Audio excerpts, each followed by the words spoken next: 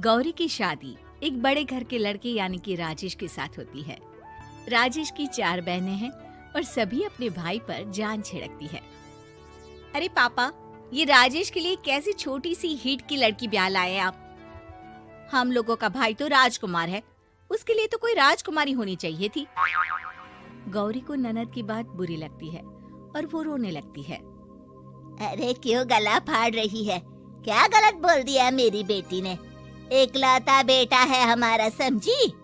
वो तो तेरे ससुर हाँ कराए थे, वरना मैं तो ना करवाती तेरी शादी अपने हीरे जैसे बेटे से। ननदे सास को भरती और सास गौरी से लड़ती। ये क्या है?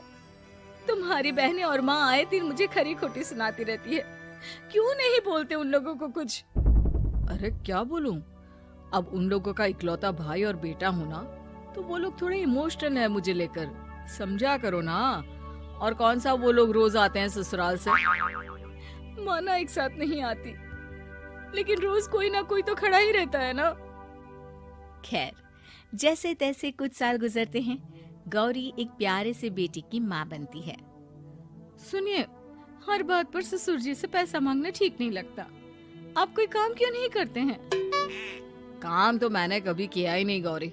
पापा के पास इतना पैसा है कि मुझे जरूरत ही नहीं पड़ी।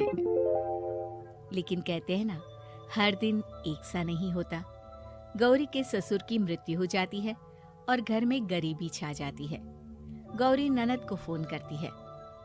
दीदी, अब जीजा जी को बोलकर इन्हें कहीं नौकरी दिलवा दो ना। घर चलाना मुश्किल हो रहा है। माँ जी की भी तबीयत खराब रहती है। दवाई का खर्चा और मुन्ने की पढ़ाई का खर्चा काफी है। कुछ मदद मिल जाएगी दीदी।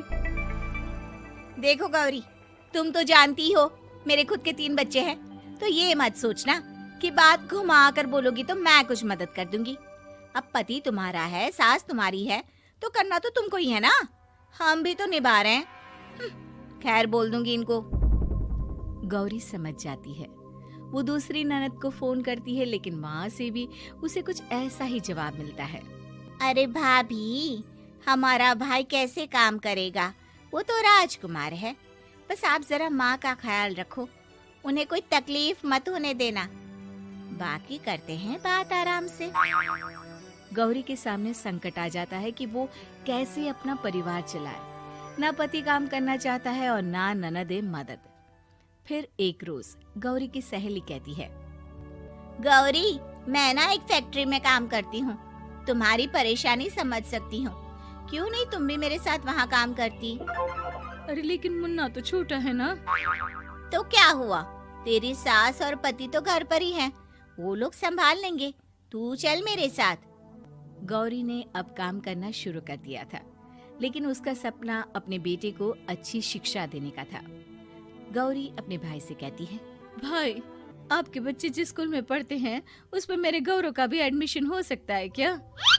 अरे कैसे बात कर रही है गौरी? जितना तू कमाती है उतने में तो तेरा घर भी नहीं चलता। तू कहाँ इतने महंगे स्कूल का सपना देख रही है? लेकिन गौरी भी ठान लेती है कि वो किसी न किसी तरह अपने बच्चे को अच्छे स्कूल में पढ़ाएगी। माँ जी, ये मेरे गहने हैं, मैं बेच रही हूँ। गौरव का कल एडमिशन है। अरे वो तो ठीक है गौरी, लेकिन आगे की फीस कैसे मैनेज करेगी? और ज्यादा मेहनत कर लूंगी माँ। गौरव कुछ बन गया तो हम लोगों के सारे दुख दर्द दूर कर देगा। गौरी, हम लोगं ने तुझे गलत समझा, लेकिन तू ही थी जो ये घर लेकर चल रही है, वरना कब की अलग हो जाती। गौरी सास की ओर मुस्कुराकर देखती है। आप भी तो मेरा साथ दे रही है ना। अरे कभी खाने में अंडा या मुर्गा भी खिला दिया करो। क्या रोज रोज पत्ता खिलाती रहती हो? अरे शर्म तो आती नहीं? सारा दिन बहू काम करके पैसे लाती है, खुद तो कुछ करता नहीं, ऊपर से मुर्गा खाना है इसको। गौरी अपना घर चलाने के लिए तो पर्याप्त पैसे कमा लेती है, लेकिन बेटे के महंगे स्कूल, कोचिंग और उसकी डिमांड पूरी करने के लिए उसे लोगों से पैसे उधार लेने पड़ते। माँ, मुझे जूडो कराटे की ड्रेस चाहिए। मैं घर के कपड़ों में क्लास नहीं अटेंड करूँगा। और क्या, बिल्कुल, घर की भी कोई ड्रेस होती है क्या? मैं कल ही ला दूंगी। हाँ बच्चा, तू बस मन लगाकर पढ़ाई किया कर। उसके जाने के बाद कहाँ से लाएगी पैसे ड्रेस के? माँ वो पास वाली चाची से कुछ पैसे उधार लूंगी। अरे सभी से तो उधार ले चुकी है तू। कर्जा इतना चढ़ा लिया है कि पूरा जीवन भी कमाएगी तो उतार नहीं पाएगी। अरे माँ जी, गौरव कुछ बन जाए तो मुझे कमाने की क्या जरूरत, फिर तो मैं बस रानी बनकर राज करूंगी। एक दिन गौरव कहता है, माँ मेरी नौकरी लग गई है, वो भी अच्छे पैसों में। अब हम लोगों के बुरे और दुख के दिन जल्दी खत्म हो जाएंगे। गौरी की खुशी का ठिकाना नहीं होता। वो सास की फोटो के सामने हाथ जोड़ती है कि उसका पति उसे कहता है, देखा गौरी, तेरी तपस्या खत्म हुई। इतने सालों से जो तू फैक्ट्री में नौकरी कर रही है, अब तू आराम कर सकती है। अरे नहीं नहीं, अभी तो नौकरी लगी है, कुछ दिन कुछ पैसे कमा तो लेने दो। कुछ महीनों बाद गौरी की ननद गौरव के लिए रिश्ता लेकर आती है। अरे भाभी, वो मैं ना रिश्ता लेकर आई थी गौरव के लिए। सुना अच्छा कमा रहा है, क्यों?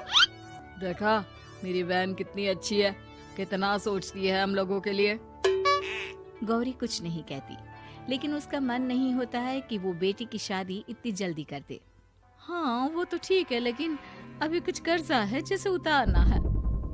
तो क्या हो गया, शादी के बाद भी उतार लेगा। कम से कम एक लड़की आ जाएगी तो आराम रहेगा। गौरी लोगों के प्रेशर में आकर बेटे की शादी कर देती है और शादी के बाद एक दिन जब अपनी फैक्ट्री में जाती है। मैनेजर साहब, कैसे इस फैक्ट्री में 22 साल काम कर लिया पता ही नहीं चला। अब तो बेटा सेटल हो चुका है, नौकरी की जरूरत नहीं है। लेकिन आप सभी का शुक्रिया। गौरी बहन, बहुत मेहनत की तुमने जीवन में, अब भगवान कोई मुश्किल ना दे। गौरी घर आती है, लेकिन दरवाजे के बाहर से ही उसे बहू और बेटे की आवाज सुनाई देती है। क्या है, तुम्हारी माँ ने तो सोचा भी नहीं कि जो कर्जा वो ले रही है खुद की अय्याशी के लिए, वो हम लोग क्यों भरे? उनका कर्जा है वो देखे। हाँ लेकिन क्या करूं, माँ को छोड़कर रह भी तो नहीं सकता ना। अरे रह नहीं सकते तो क्या करोगी? पूरी जिंदगी उनका कर्जा चुकाते रहोगे? कल को हमारी भी फैमिली बढ़ेगी, कैसे मैनेज करेंगे?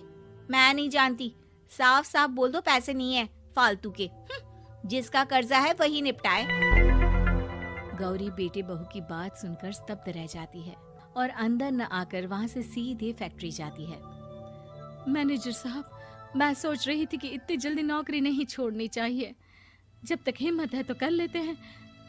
वो मेरा इस्तीफा ना वापस कर दीजिए। ये बोलकर गौरी की आंख लाल हो जाती है। मैनेजर समझ जाता है कि गौरी की उम्मीद टूट चुकी है। वो उसके हाथ में इस्तीफा रखकर कहता है, कर्जा माँ का है तो माँ ही चुकाएगी। माँ का कर्जा आज तक क्या कोई चुका पाया है?